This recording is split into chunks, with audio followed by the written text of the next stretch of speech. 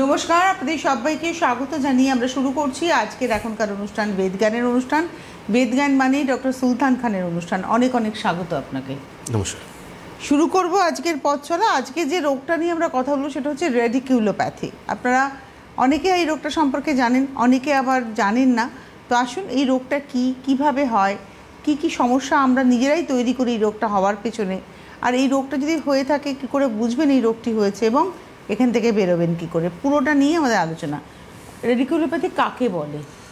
Radiculopathy হচ্ছে এটা আমাদের যে স্পাইনাল নার্ভ রয়েছে, স্পাইনাল নার্ভে যখনই কোনো ইরিটেশন বা কোনো পিঞ্চ হচ্ছে তখন আমরা কিছু নিউরোলজিক্যাল সিমটম দেখতে পারি। যেমন যে আমাদের ব্যথাগুলো ছড়াচ্ছে, মানে ঘাড় থেকে ব্যথা হাতের দিকে ছড়াচ্ছে বা কোমর থেকে ব্যথা পায়ের দিকে ছড়াচ্ছে আমাদের, এটা আমরা রেডিকুলোপ্যাথিতে দেখতে পারি। পা বা হাত সবসময় ঝিঝি বা অবশ করছে আমাদের, বা মাসল উইকনেস চলে আসছে আমাদের, বা ইনকন্টিনিউয়াস অফ ইউরিন বা স্টুলের সমস্যা আমাদের চলে আসছে, এটা আমরা রেডিকুলোপ্যাথি দেখতে পাই। আমরা অনেক সময় ফোন পাই এখানে, বা অনেক সময় আমাদের পেশেন্ট কমপ্লেন করে যে ডক্টর পায়ে আমাদের ঝিঝি বা অবশ হয়ে যাচ্ছে বা পায়ে জ্বালা হচ্ছে বা আমরা ব্যালেন্স রাখতে পারছি না। তো বেসিক্যালি আমরা কী করি যে আমরা কোমরে এমআরআই রিপোর্ট করাই। তো পেশেন্ট এটা চিন্তা করে যে আমার কোমরে এমআরআই কেন করাচ্ছেন, আমার তো সমস্যা পায়ে রয়েছে, পায়ে পাতায় রয়েছে আমার, তো আমাকে কোমরে এমআরআই করা কী দরকার। বেসিক্যালি এই জন্য দরকার কেন কি এখান থেকে আমাদের স্পাইনাল নার্ভগুলো রয়েছে, এটা কিন্তু এখান থেকে সব সাপ্লাই করছে আমাদের কোমর থেকে লোয়ার লিম্সে, ঘাড় থেকে হচ্ছে আপার লিম্সে যেতে।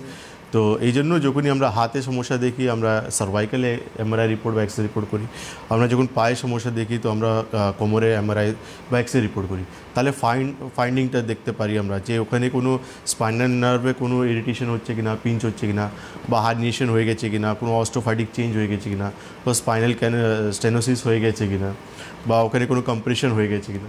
কেন এখানেই যখন কোনো সমস্যাগুলো দেখবো তখন তার লক্ষণগুলো আমরা পায়ের দিকে বা হাতের দিকে দেখতে পাই। ওকে, তো এর তার মানে আমাদের ধরুন যা সমস্যা আমরা পায়ের পাতাতে পাই, হয়তো পায়ের পিছন দিকে টান ধরছে কিংবা আরও অন্যান্য কোমরটায় ভারী লাগছে, নিচে হতে পারছে না, এর পিছনে এই রেডিকুলোপ্যাথি কাজ করছে। রেডিকুলোপ্যাথি এই সমস্যাটা আমরা পাই বেসিক্যালি লাম্বার রেডিকুলোপ্যাথি বলতে পারেন, থোরাসিক রেডিকুলোপ্যাথি বলতে পারেন, বা সার্ভাইকাল রেডিকুলোপ্যাথি বলতে পারেন। থোরাসিক রেডিকুলোপ্যাথি কাকে বলছে? এটা যে আমাদের বুকের পিছনেটা। আচ্ছা, হ্যাঁ, সার্ভাইকাল হচ্ছে ঘাড়ে, বুকের পিছনটা হচ্ছে থোরাসিক। এতে কি সিমটমস হতে পারে? সেম যেমন সার্ভাইকালে আমরা লিম্সে পাচ্ছি, আর থোরাসিক লাম্বারে আমরা পায়ের দিকে পাচ্ছি। থোরাসিক হচ্ছে মানে এখানে খুব হ্যাসাস সিমটমস আমরা পাই না, বা পেশেন্ট কমপ্লেন্টও দেয় না আমাদের। হ্যাঁ, এটা কিছু কিছু পেশেন্ট আসে বলে যে আমাদের চেস্টের দিকে একটা টাইটনেস বা একটু পেন এইসব বলতে পারে, কিন্তু বেসিক্যালি সার্ভাইকাল আর লাম্বার বেশি ইফেক্টেড হয়।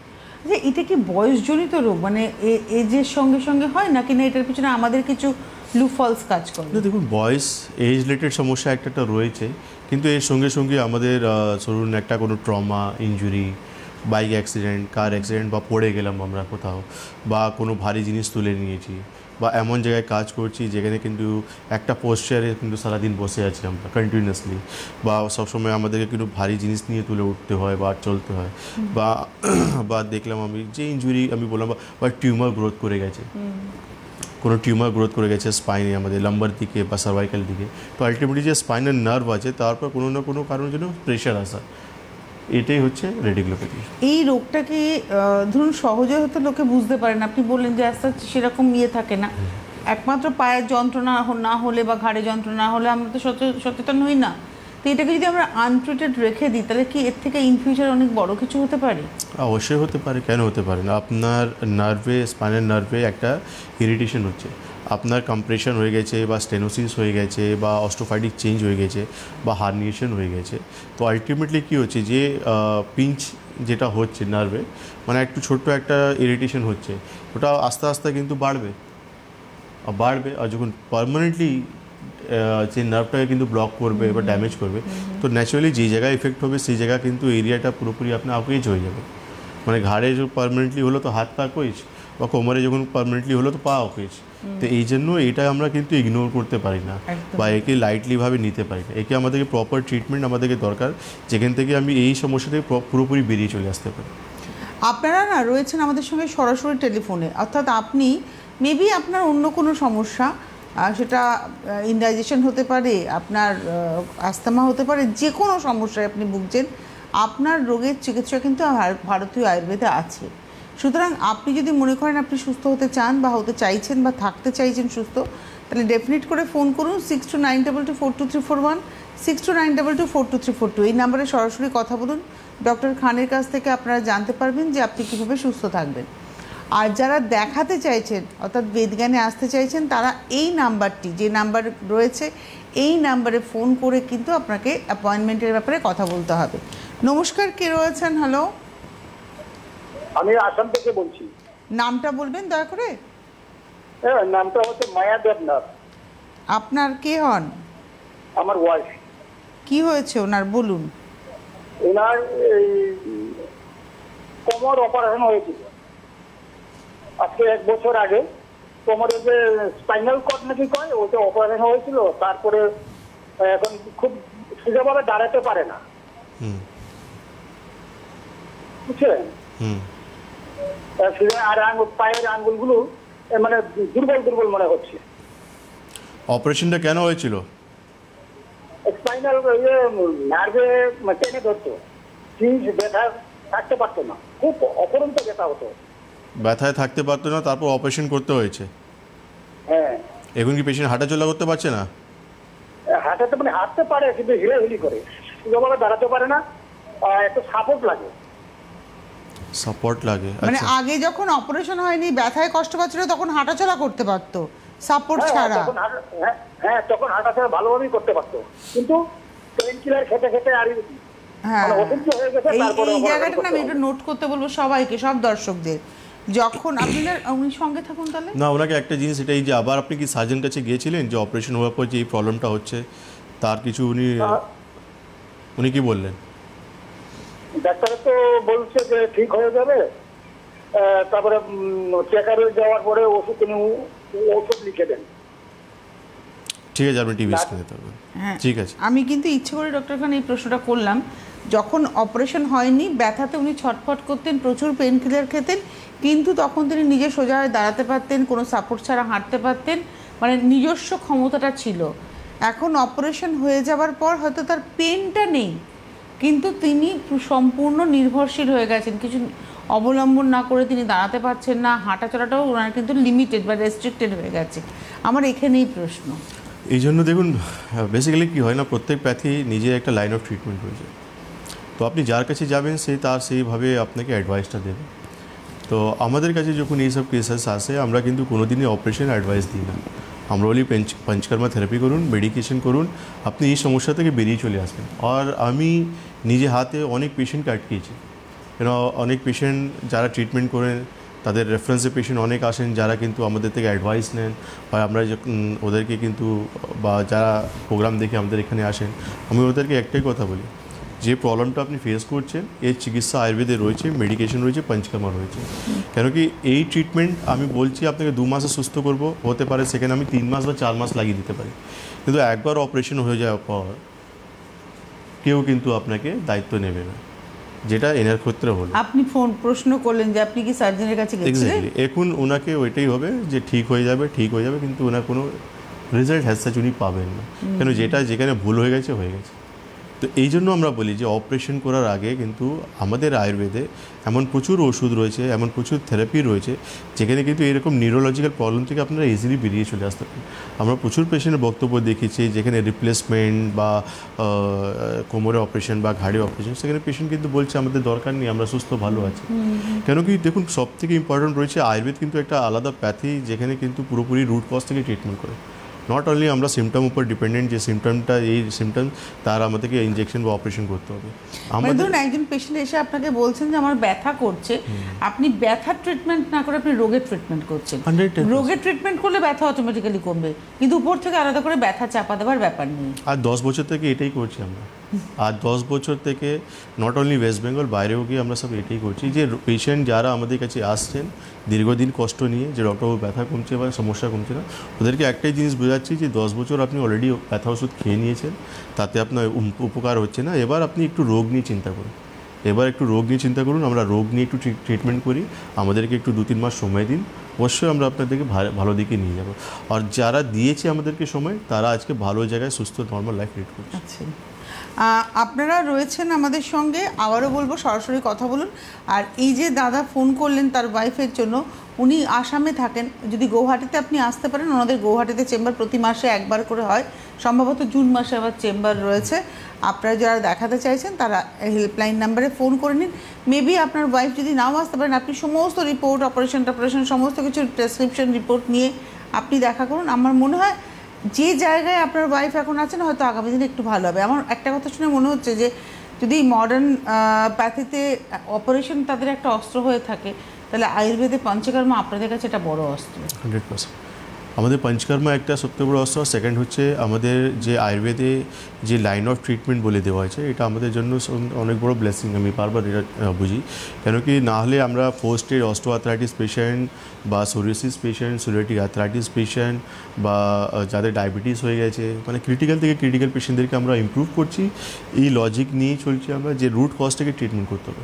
পেশেন্টের দোষ, ধাতু, প্রগতি, অগ্নিবল কেমন রয়েছে, এই সমস্ত জিনিস দেখে যখন আমি চিকিৎসা করব, অবশ্যই সেই ক্রিটিক্যাল পেশেন্টকে আমি ইমপ্রুভ করতে পারবো। আর আজকে আমি বলছি আমরা 10 বছর থেকে এটাই করে আসছি, আর 10 বছর থেকে আমাদের পেশেন্ট, আমাদের চেম্বার সাকসেসফুলি চলছে, আমাদের পেশেন্টরা অনেক ইমপ্রুভমেন্ট হচ্ছে। একটাই কারণ রয়েছে, কেন কি আয়ুর্বেদ কনসেপ্ট নিয়েই চলতে হবে। আয়ুর্বেদের সঙ্গে আমি কিছু মডার্ন মিলিয়ে দিলাম, কিছু ইউনানি মিলিয়ে দিলাম, কিছু হোমিওপ্যাথ মিলিয়ে দিলাম, তাহলে কোনো দিনই হবে না। আয়ুর্বেদ মানে আয়ুর্বেদ নিয়েই করতে হবে, আয়ুর্বেদ কনসেপ্ট নিয়েই চলতে হবে, তখনই কিন্তু আপনি একটা পেশেন্টকে পুরোপুরি সুস্থ করতে পারেন। আপনারা ফোন করতে থাকুন, আর আমরা আলোচনা করছি আজকে রেডিকিউলোপ্যাথি। হয়তো নামটা আপনাদের শুনে মনে হচ্ছে বাবা নতুন নাম, নতুন কিছু নয়। আপনি এই রোগটার সঙ্গে হয়তো বসবাসই করছেন, সিমটমস বুঝে উঠতে পারছেন না, বা আপনি জানেন না যে এই সিমটমসকে এই রোগ বলে। তো ধরুন এই যে আপনি বলছেন না যে লাম্বার রেডিকুলোপ্যাথি বা সার্ভাইকাল রেডিকুলোপ্যাথি, এর উপসর্গ কি? লাম্বার মানে আমার পায়ে ব্যথা হবে, মানে পিছন থেকে টান ধরবে। লাম্বার মানে হচ্ছে আমার কোমর। তো কোমরে কোনো সমস্যা, সেটা কিন্তু আমার সিমটমসটা রিফ্লেক্ট করবে আমার পায়ে দিকে। অনেকেই বলে না যে আমার পায়ের পিছন দিকে টান ধরছে, ঘুমাতে গেলে রাত্রিবেলায় পায়ে টান ধরে, খিঁচ লেগে যাচ্ছে, বা পাটা অবশ হয়ে যাচ্ছে, এগুলো সবই ওই লাম্বার রেডিকুলোপ্যাথি। লাম্বার রেডিকুলোপ্যাথি একটা সিমটম আছে, সঙ্গে মাইলোপ্যাথিও একটা জিনিস রয়েছে, সঙ্গে আপনার সাইটিকাও একটা জিনিস রয়েছে। তো দেখুন, প্রবলেমটা বেসিক্যালি রেডিকুলোপ্যাথিতে সিমটম দেখা যায়। আমাদের এটাই তো হয়ে যায় যে আমাদেরকে ডিফারেন্সিয়াল ডায়াগনোসিস করতে হয়। আপনাদের ক্লিনিক্যাল আইটা বা ভিশনটা খুব ইম্পর্টেন্ট, আমাদের ডিফারেন্সিয়াল ডায়াগনোসিস করতে হয়, কেন কি 10টা রোগে কিন্তু সিমটমস মোস্ট প্রবাবলি সেমই রয়েছে। তো সেখান থেকে একটা ফাইন্ড আউট করতে হবে এটা রেডিকুলোপ্যাথি না মাইলোপ্যাথি না সাইটিকা সমস্যা, কী ধরনের প্রবলেমটা হয়েছে। এবং সেক্ষেত্রে আমার মনে হয় আপনি যেটা করে থাকেন, আপনি প্যাথোলজিক্যাল রিপোর্টটা ভীষণভাবে গুরুত্ব দেন। ক্লিনিক্যালি প্লাস প্যাথোলজিক্যাল সব মিলিয়ে কিন্তু আমরা একটা ফাইনাল ডায়াগনোসিস পর্যন্ত যেতে পারি যে হ্যাঁ পেশেন্টটা এই রোগ থেকে আক্রান্ত রয়েছে। কেন কি দেখুন, ওষুধ তো সব জায়গায় আপনি অ্যাভেলেবেল আছে, সব জায়গায় আপনি পেয়ে যাবেন। রাস্তা চললে আপনি দেখবেন প্রচুর তেল বিক্রি হচ্ছে, অনেক কিছু ওষুধ বিক্রি হচ্ছে, এটা নিয়ে যান, খান, ভালো হয়ে যাবে। কিন্তু প্রপার চিকিৎসার জন্য আপনাকে কিন্তু সেই ক্লিনিক্যাল সেই আয়ুর্বেদের নলেজ হওয়ার দরকার। কেন কি একটা পেশেন্ট যখন দীর্ঘদিন 10 জায়গায় যখন চিকিৎসা করে আমাদের এখানে আসে, কিছু ডিফারেন্ট ট্রিটমেন্ট না দিলে সে কোনোদিন কিন্তু ইমপ্রুভ পাবে না। একদমই তাই। একটা টেলিফোন নিয়ে নিই। নমস্কার, কে রয়েছেন? হ্যালো। হ্যালো, আমি আমার স্ত্রী কথা বলছি। আমি মুখার্জি রঞ্জন। কিছু শুনতে পেলাম না দাদা, আরেকবার বলবেন? হ্যাঁ, আপনি কোথা থেকে বলছেন? কে বলছেন? কসবা থেকে বলছি। হ্যাঁ, আমি আমার স্ত্রী সম্বন্ধে জিজ্ঞেস করতে চাই। আপনার নাম কি? আমার নাম অনিল রঞ্জন মুখার্জি। হ্যাঁ, এবারে বলুন আপনার স্ত্রীর কি প্রবলেম? প্রবলেম হচ্ছে একটা গলব্লাডারে একটা পোড়া মতন দেখা দিচ্ছে বলছে ওরা, ইয়ে করে ছবি করে। তাতে এখন অপারেশন করার প্রয়োজন বলে আমরা জানি না, ডাক্তারবাবু কি বলবেন সেটাতে আমরা চিন্তিত ছিলাম। কেননা আমরা টিভি দেখে বুঝলাম ডক্টর খান ইজিয়ার, ওনার তো রেডিকুলার প্রতি উনি, তো ওনাকে জিজ্ঞাসা করে যে এটাকে অপারেশন করা দরকার কি দরকার নয়, উনি কিছু করতে পারবেন কিনা সেটাও আমি জানলে ভালো হয়। তারপর আমরা কথাবার্তা বলে ওনার সাথে পরে যোগাযোগ করতে পারি। কোথায় আপনার ওয়াইফের কি হয়েছে আমরা না একটু পরিষ্কার করে বুঝতে পারছি না। গলব্লাডার স্টোন হয়েছে ওনার। গলব্লাডারের ছবি তোলা দেখা যাচ্ছে যে একটা গলব্লাডারের মুখে একটা ফোড়া আছে। আচ্ছা, ফোড়া আছে। আচ্ছা, হ্যাঁ, সেই ফোড়াটা একটুখানি ছোট এখন আছে, পরে বড় বাঁচতে হবে কি, সেই জন্যই আমরা ডাক্তারকে দেখাচ্ছিলাম। তারপরে ডক্টরকে দেখেননি। বয়স কত পেশেন্টের? বয়স কত আপনার? 74। 74, ঠিক আছে, আপনি টিভি স্ক্রিনে থাকুন, আপনি সমস্ত রিপোর্ট নিয়ে আসুন, ঠিক আছে? আপনি কসবা থেকে বললেন না? যোধপুর পার্কে। তো আপনি যোধপুর পার্কে না আপনার পেশেন্টকে নিয়ে আপনি সমস্ত রিপোর্ট, পেশেন্ট আসতে পারলে ঠিক আছে, নাহলে যা ইউএসজি রিপোর্ট করেছেন আপনি সেই রিপোর্টটা আপনি নিয়ে আসুন, ঠিক আছে? 74 ইয়ার্স বয়স হয়ে গেছে, তো বেটার হবে অপারেশন করার আগে একটা অ্যাডভাইস আপনি চলে একদম। আসুন আমাদের চেম্বারে, একবার দেখে নিন, তাহলে আমরা দেখে বলে দেবো যে এটা অপারেশন করতে হবে না এটা মেডিকেশনে আপনি আপনার পেশেন্টকে সুস্থ করতে পারবেন। আর রেডিকুলোপ্যাথি নিয়ে আমরা আলোচনা করছি ঠিকই, কিন্তু ডক্টর খানের এখতিয়ারে আপনার পায়ের নখ থেকে মাথার চুল পর্যন্ত যে কোনো রোগের ট্রিটমেন্ট রয়েছে, কেননা উনি ভারতীয় আয়ুর্বেদ নিয়ে কাজ করেন এবং ভারতীয় আয়ুর্বেদের সব রোগের ট্রিটমেন্ট রয়েছে। আজকে আমরা স্পেশালি রেডিকুলোপ্যাথি নিয়ে কথা বলছি। নমস্কার, কে রয়েছেন? হ্যালো। হ্যালো, আমি তাপস হাজরা বলছি। তাপস হাজরা, কোথা থেকে? বেলডাঙ্গা থেকে বলছি। বলুন।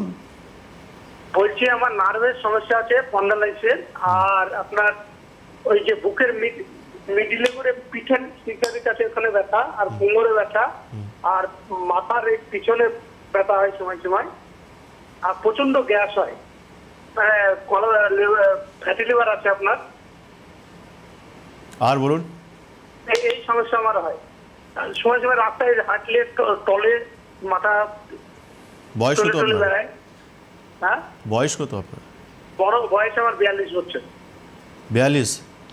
হ্যাঁ, কতদিন থেকে এই সমস্যায় আছেন আপনি? এটা মোটামুটি 6-7 বছর ধরে আছি। গ্যাসের সমস্যাটা মেলা দিন ধরে আছে, এটা মোটামুটি আপনার 8 বছরের কাছাকাছি হয়ে যাবে। আচ্ছা, ঠিক আছে, আপনি টিভি স্ক্রিনে থাকুন। দেখুন, আপাতত একটা জিনিস বলবো আপনাকে, আপনি বলছেন গ্যাস প্রচুর ফর্ম হচ্ছে আপনার, আর আপনার স্পন্ডাইলিসিসের সমস্যা রয়েছে। তো একটা জিনিস কিন্তু আমাদেরকে মাথায় রাখতে হবে, আমাদের যখন শরীরে ব্যথা যন্ত্রণা থাকে না, তো এই অ্যাসিডিটি বা গ্যাস এই ব্যথাগুলোকে আবার বেশি বাড়িয়ে দেয় আমাদেরকে। সেটা আপনার কোমরে ব্যথা বাড়তে পারে, বা ঘাড়ে ব্যথা বাড়তে পারে, হাঁটু ব্যথা হলে হাঁটু ব্যথা বাড়তে পারে। তো এই জন্য একটু পেটটা পরিষ্কার রাখার চেষ্টা করুন, তার জন্য আপনি ক্যাস্টর অয়েল ইউজ করুন। কেন যারাই বাতের পেশেন্ট, যারাই কিন্তু এই ব্যথা যন্ত্রণা থেকে আক্রান্ত থাকে, তাদের জন্য কিন্তু এই ক্যাস্টর অয়েল খুব ভালো কাজ করে।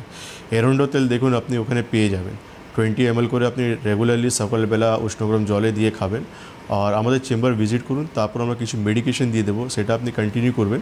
ব্যথা যন্ত্রণা থেকে বা যে ভার্টিগো প্রবলেমটা আপনি বলছেন সেটাও কিন্তু চলে যাবে।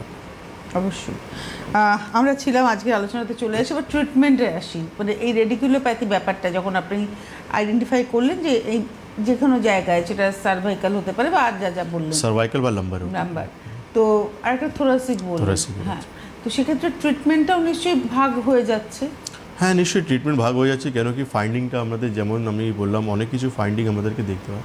কেন ইনজুরি থাকলে তার একরকম ট্রিটমেন্ট, টিউমার হয়ে গেছে তার একরকম ট্রিটমেন্ট, বা কম্প্রেশন আছে, হার্নিয়েশন আছে, অস্টোফ্যাটিক চেঞ্জ আছে। তো যখন ফাইন্ডিং আমরা দেখি সেরকম আমাদেরকে মেডিকেশন আমাদেরকে অ্যাপ্লাই করতে হয়। আর নিদান পরিবর্জন একটা সবথেকে ইম্পর্টেন্ট পার্ট, কেন কি যখন আমাদের এইসব সমস্যা হয়ে যায়, তো একটু রেস্ট্রিক্টেড লাইফ আমাদেরকে লিড করতে হয়। যে বেডে আমরা ঘুমাচ্ছি সেই বেডটা আমাদেরকে ঠিক থাকা উচিত, একটু হার্ড থাকা উচিত। কেন কি যখনই আমরা ওই গদিতে আমরা ঘুমাই, তখন আমাদের কিন্তু বডিটা পজিশনটা একটু ডিসব্যালেন্স হয়ে যায় আমাদের, মানে দেখা গেলে যে লোয়ার ব্যাকটা ভিতরে ঢুকে যাচ্ছে, মাথা উপরে উঠে যাচ্ছে। অনেক লোকের হ্যাবিট আছে দুটো বালিশ নিয়ে ঘুমানো, সেই সব জিনিসগুলো অ্যাভয়েড করতে হবে আপনাকে। আর এসি বা ঠান্ডা জিনিস টোটালি আপনাকে অফ করতে হবে। তারপর হচ্ছে ভারী জিনিস আপনাকে বা ফরওয়ার্ড বেন্ডিং হয়ে কাজগুলো আপনাকে অ্যাভয়েড করতে হবে। এরপর হচ্ছে আমাদের পঞ্চকর্মা থেরাপি, যেটা আমাদের শরীরের ব্লাড সার্কুলেশন বাড়াতে বা পিউরিফিকেশন বা ডিটক্সিফিকেশন করতে আমাদেরকে সাহায্য এই ক্ষেত্রে ব্লাড সার্কুলেশনের একটা বড় ভূমিকা রয়েছে। অবশ্যই রয়েছে। আপনার নার্ভ যেখানে ব্লকেজ হচ্ছে, তো ন্যাচুরালি আপনার ব্লাড সার্কুলেশন অফ হচ্ছে।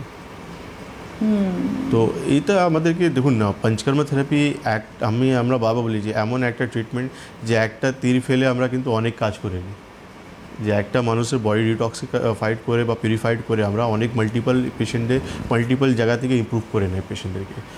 এটা এই জন্য আমরা সব পেশেন্টদেরকে বলি, যখনই আমাদের ক্রিটিক্যাল পেশেন্ট আসে তাদেরকে আমি একটাই কথা বলি, পঞ্চকর্মা করুন আগে। কেন ওষুধ, আয়ুর্বেদিক ওষুধ এখানেও পাবেন, যে জায়গায় যাবেন সেই জায়গায় পাবেন, কিন্তু পঞ্চকর্মা সব জায়গায় আপনি পাবেন না।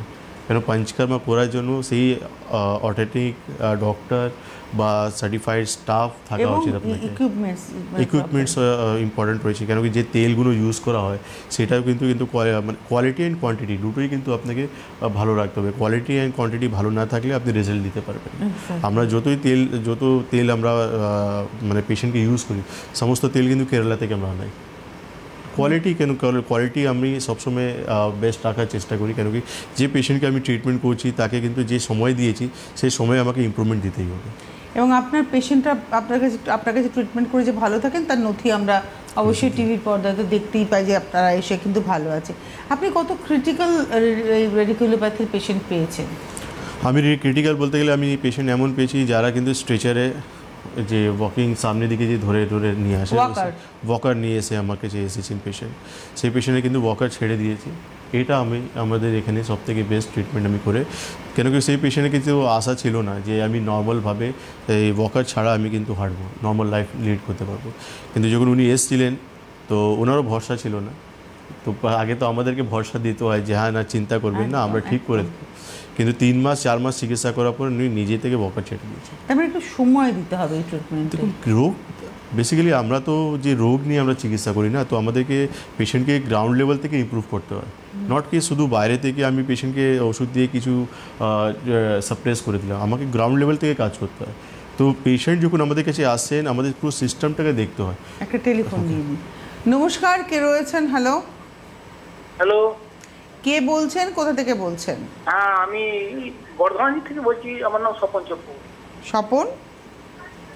হ্যাঁ স্বপন চক্রবর্তী বলছি। বলুন। হ্যাঁ বলুন আপনার প্রবলেম কি? হ্যাঁ স্যার, ওই গলা মানে ঠান্ডা লাগা ধাত আছে তো, খেতে গেলে গলার প্রবলেম হচ্ছে, মাছে কাটা মতো লাগছে। আর এমনি মাছে কাটা মতো লাগছে, অন্য কিছু না। ঠিক আছে, আপনি টিভি স্ক্রিনে থাকুন, আপনি আমাদের চেম্বার ভিজিট করুন, বর্ধমান আমাদের চেম্বার আছে, একবার আমাদেরকে ওখানে ভিজিট করুন, তারপর বলে দেবো কী করতে হবে। আমরা ছিলাম ট্রিটমেন্ট নিয়ে কথা বলা, মেডিকেশনের কতটা ভূমিকা রয়েছে? মেডিকেশন খুবই ইম্পর্টেন্ট রয়েছে, কেন কি শোধন অ্যান্ড সামান দুটো পার্ট রয়েছে আমাদের। শোধন মানে ডিটক্সিফিকেশন আমরা করছি, আর সামান হচ্ছে আমাদের মেডিকেশন, যেটা পেশেন্টের সিভিয়ারিটিকে খুব তাড়াতাড়ি আমাদের কমাতে অনেকটা হেল্পফুল কাজ করে। কেন কি যে পেশেন্টগুলো প্রচুর পেনে ফিল করছে বা যে পেশেন্টগুলোর প্রচুর বার্নিং সেন্সেশন হচ্ছে, সেটা তো কিন্তু আমাদেরকে 15 দিন থেকে 1 মাসে ইমপ্রুভ করতে হয়। সেই জায়গায় কিন্তু মেডিসিন আমাদের খুব দারুণ খুব ভালোভাবে কাজ করে। কেন ধরুন যে পেশেন্ট, এই ধরনের পেশেন্ট যে আপনার কাছে আসছে তারা কিন্তু প্রচণ্ড ব্যথায় কষ্ট পেয়ে যাচ্ছে। 100% পেন, আপনি নিউরোলজিক্যাল পেন যাদের হয় তারাই বুঝতে পারে। মানে এমন যখন টান পর ধরে যায় না, তো 1 পা হাঁটতে পারে না, 1 পা আর পা ফেলতে পারবে, সেই ওখানেই কিন্তু শুয়ে পড়বে যে আমি আর একটা পা বাড়াতে পারবো না। তো এই জন্য নিউরোলজিক্যাল পেন বা মাস্কুলার পেন বা জয়েন্ট পেন, সমস্ত পেন কিন্তু আলাদা আলাদা। কিন্তু নিউরোলজিক্যাল পেন সবচেয়ে টিপিক্যাল। আপনি এই যে আমরা আলোচনা করলাম না প্রথম দিকে, যে পেন কমানোটা মূল লক্ষ্য নয়, রোগের ট্রিটমেন্ট করা, কিন্তু যখন যে আসছে তখন কিন্তু তাকে পেনটাও আপনাকে মাথায় রাখতে হচ্ছে যে এই মানুষটা পেনে কষ্ট পাচ্ছে, অন্তত প্রথম দিন থেকে সে যাতে রিলিফ পায়। এক্স্যাক্টলি, সেটা তো অবশ্যই আমাদেরকে এই টার্গেটটা আমাদেরকে রাখতে হবে। যেমন সাইটিকা পেন, সাইটিকাও কিন্তু একটা রেডিকুলোপ্যাথির মধ্যেই চলে আসে, যে আমাদের সাইটিকা নার্ভে কোনো অবস্ট্রাকশন হচ্ছে বা কোনো কম্প্রেশন হচ্ছে, এই জন্য কিন্তু এই পেনটা আমরা পাই।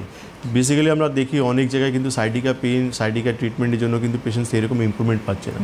কল আছে? একটা কল আছে। নমস্কার, কে রয়েছেন? হ্যালো, দেখুন ম্যাডাম, আপনার নাম আর কোথা থেকে ফোন করেছেন? তন্ময় বাড়ি, আন্দামান নিকোবর থেকে বলছি। আন্দামান নিকোবর থেকে কে বলছেন? তন্ময় বাড়ি। তন্ময়, বলুন, কথা বলুন।